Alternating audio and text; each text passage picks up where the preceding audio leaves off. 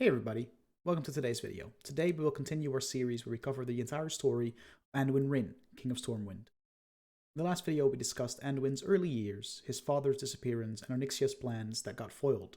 Today we will cover his story after that, covering multiple novels up until the Mists of Pandaria expansion, so let's get into this. When Varian was whole again, and him, Anduin, and the Alliance forces returned to Stormwind, there was still conflict brewing between the Alliance and the Horde. Varian returned to Theramore to meet with Thrall at the behest of Lady Jaina Proudmoore. Varian was still wary of the orcs for their role in the destruction of Stormwind in the First War, causing him to simply not trust the Horde. Although the idea of Stormwind and the Horde no longer being in a state of open war was an idea he could be content with. He was convinced by Anduin and Valera Sanguinar to attend the meeting, saying that a human and orc alliance may benefit Stormwind's prosperity. Anduin participated in the summit and was present when the summit got disrupted by an attack on the city by the Twilight Hammer. This conflict called the summit short and a battle broke out, Anduin also being attacked, but being saved by an orc called Madan. The Alliance forces returned to Stormwind as word reached them that human settlements like Goldshire and South Shore were being attacked by the Scourge. It didn't take long for the Scourge to reach Stormwind, Varian and Bolvar defending the city, but Varian wanted to get Anduin to safety first. While worrying about this, a Scourge soldier almost attacked Varian in his back, but Anduin threw a dagger at the soldier, saving his life. Bolvar commanded Anduin to get atop a city tower and shoot the undead with his bow. Stormwind won the battle, and Varian announced that Alliance forces led by Bolvar will strike into Northrend. Anduin was sad when he heard Bolvar had to leave, and he thought of yet another war, but Varian told him that when the Lich King gets defeated, there will be worldwide peace. During the Wrath of the Lich King expansion, Anduin stood by his father's side in the throne room of Stormwind Keep, and after the Lich King was defeated, the time of celebration did not last long. Anduin fell victim to the Emerald Nightmare, as told in the Stormrage graphic novel. The Emerald Nightmare was the corruption of the Emerald Dream by the old gods. It acts like a heavy shroud, altering reality, altering the perception of all living things, making it so that it's unclear whether what someone sees is real or just a dream. Eventually Anduin got cured, but as always, peace and happiness does not tend to last long in Azeroth. The following segment will cover the novel The Shattering, a prelude to Cataclysm. As we all know, Anduin wants nothing more than peace.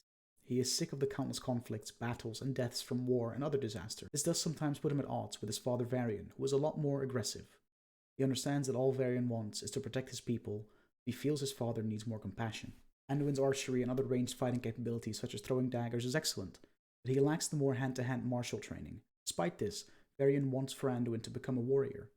Anduin is a pacifist and is compassionate and understanding, concerned more with the preservation of life, not taking it. Varian allows Anduin to spend more time in Theramore under the guidance of Jaina, while Varian figures out how to deal with the aggressive outbursts he has had that come from his low-gauge personality. Jaina gives Anduin a hearthstone she had someone create for him, which takes him to Jaina's living room in Theramore. Later on, Anduin gets to spend a lot more time in Ironforge, acting as a diplomat for Stormwind. He thinks he's sent there to help the dwarves in their troubles, but learns that all he was sent there for was a hope Varian had for Anduin to become more tough as he spends time and trains with the dwarves. It is ironic that during this time, Anduin figures out his true calling in life, to become a priest for the Holy Light. It was also while he was here that Anduin first witnessed the destruction wrought by the Cataclysm, earthquakes wreaking havoc in Cosmodan, leading to the death of one of his friends. In order to stop the earthquakes, King Magni led a small procession into a secret place in the city, Old Ironforge. Here, Magni used Ulduar tablets and was cursed with petrification. Anduin was present to represent Stormwind together with some dwarves and gnomes. The city hosted a funeral for Magni, and it was there where Anduin first met some of the heroes of the Alliance, like Tyrande and Malfurion. After Magni's petrification, Moira Thoresen returned to Ironforge to claim the throne. She had the backing of the Dark Iron Clan, and she ruled Ironforge arrogantly with an iron fist. She held the people of Ironforge hostage, including Anduin. He escaped using the Hearthstone he was given by Jaina, and as he appeared, she was being visited by Bane Bloodhoof. Anduin and Bane discussed their problems and similar fates of both being sons of leaders. This led to both of them learning new insights on what it means to become a leader. Near the end of their talk, Anduin gifted Bane a mace called Fearbreaker, saying that it had chosen Bane as it had chosen him beforehand. Anduin heard that Varian and 18 SI-7 operatives were on a mission to liberate Ironforge by assassinating Moira Thoresen. He convinced Jaina, albeit reluctantly, to open up a portal to Ironforge, and he took an invisibility potion, rushed to the high seat, and arrived in time to convince Varian to spare Moira's life, saying it would be better to teach Moira how to be a better leader instead of just outright killing her. Even though she was a tyrant, her claim to the throne was legitimate, so killing her would only lead to more conflict. If she lived, all dwarven clans could be united through her and her son, Varian agreed, but said that the only way for Moira to keep leading is for her to earn her crown by earning people's respect. Varian called for the formation of the Council of Three Hammers to unite and take into account all dwarven opinions. In the novel Wolfheart, Anduin and his father journeyed to a summit of Alliance delegates in Darnassus. When arriving in the middle of a banquet, Varian began to deprecate Gen Greymane and the other Gilneans for abandoning the Alliance when they were needed in a third war.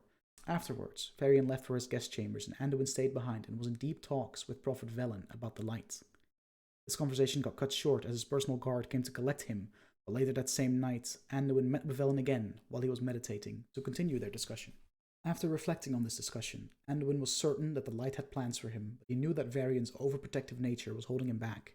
After he overheard a discussion between Malfurion and Varian, he decided it was time to let his father know that he made the decision to leave. He stated he wanted to pursue the destiny that the light had in store for him. Varian protested, but Anduin started to make his leave. Varian grabbed Anduin's arm roughly, hurting him in the process. This caused Anduin to become wary of his father. Varian pleaded with Anduin to study the light in Stormwind, but Anduin rejected this. He needed to study with Prophet Velen. Anduin said his goodbyes and Velen took him under his wing, sending a message to Varian that he will return once his journey with Velen is complete. In the wake of the Cataclysm, human refugees would gather outside the Exodar, Anduin among them, offering his help and healing the sick and wounded. A lot of humans resented him for his special relationship with the Prophet. Anduin questioned Velen as to why he did not warn about the Cataclysm. And then Velen showed him a vision of a world destroyed by the Burning Legion and said that as terrible as a Cataclysm and Deathwing are, the war with the Legion is a far greater struggle. That night, Anduin had a vision of a universe that was in the process of being utterly consumed by darkness. But then beings of light arrived, rescued him from the dark, and showed him the face of one of the male refugees. Beings surrounding Anduin said or sang in a melodic tone that each life is a universe. As the weeks passed, tension increased between the Draenei and the human refugees, and Anduin rebuked Velen for focusing entirely on the Burning Legion, while other, more immediate concerns were there. When the refugees started to riot, leading to a fight with the Draenei guards, Anduin rushed to Velen, begging him to stop the needless slaughter, reminding the Prophet of the words in his vision that every life is a universe to protect. Velen at last realized that he had lost sight of the present world and its needs by being so focused on the future. Stopping the fight between the refugees and the guards, Velen told Anduin that he would one day become a powerful priest and a wise king. Anduin wished that only his father had heard those words. When the Remembrance Day came around, Anduin returned to Stormwind, only to find Varian in the throne room shouting at a group of nobles. Disappointed that his father was still ruled by his temper, Anduin left the throne room. He was reunited with his father shortly thereafter by Archbishop Benedictus, who had arranged a meeting for them at Tiffin's grave at the cemetery. This reminder of their love for Tiffin and their family made the bad blood between father and son fade away. Varian apologized to Anduin for being so blind and not recognizing the man Anduin had become, recognizing his strength and giving him his mother's locket. This tender reunion was cut short by the arrival of a group of Twilight's Hammer assassins that had followed them to the cemetery, intent on killing both king and prince.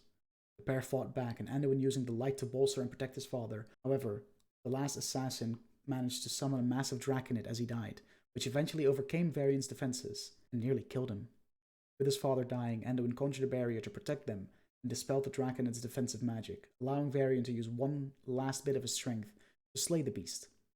As Varian lay dying, he told Anduin that he loved him, that he was proud of him, and not to mourn him, as this has always been his fate. Though Marcus Jonathan and Jaina Proudmoore wanted to take Anduin to a more secure location, Anduin refused to leave his father. Praying to the light, he infused his father's body with an influx of divine energy and saved his life. In his Remembrance Day speech that evening, Varian stated that he thought in the past they relied on strength and steel to forge their destiny. A time would come when leaders would need to be healers instead of warriors, those who mend instead of those who break. Anduin watched his father with pride and love as his words stirred the hearts of their people. During the Cataclysm expansion, Varian enlisted Alliance champions to mentor his son. After the introductions had been made, Varian reveals that he had been amassing a war fleet to assault the Twilight's Hammer in the Twilight Highlands. Several setbacks have delayed its launch. In order to resolve the constant delays, Varian had tasked the Alliance champions to oversee the operation personally, while Prince Anduin observes. Varian, wishing for his son to gain some life experience but fearful for his safety, instructs the champion to escort him throughout his apprenticeship. His escort later turns into unraveling a Twilight's Hammer plot where a trusted Stormwind guard attempts to assassinate Varian, but Anduin thwarts his plans. Alright, this video we went over a lot of Anduin's studies and his bond with the light, and we discussed how the relationship between him and his father had ups and downs, but eventually got amended. The next video, we'll continue the story, but for now, this will be it. Thanks so much for watching, everybody. I hope you enjoyed. If you have anything you want to see a video on, let me know in the comments. Leave a like, subscribe if you're new, and I will see you all in the next one. Bye-bye.